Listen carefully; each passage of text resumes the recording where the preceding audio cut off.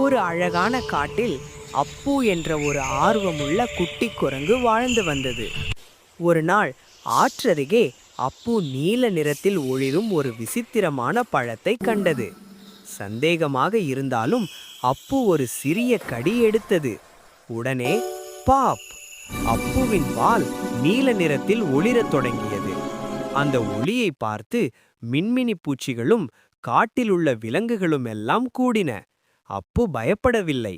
அது உயரமான மரத்தில் ஏறி தன் ஒளிரும் வாலை விளக்கு போல அசைத்து இரவு நேரத்தில் விலங்குகள் எல்லாம் பாதுகாப்பாக வீட்டுக்குச் செல்ல உதவியது. அடுத்த நாள் காலை ஒளி மறைந்தது. ஆனால் அப்பு ஒரு பாடம் கற்றுக்கொண்டது. கருணையுடன் செய்த ஒரு சிறிய செயலும் பெரிய ஒளியாக மாறும்.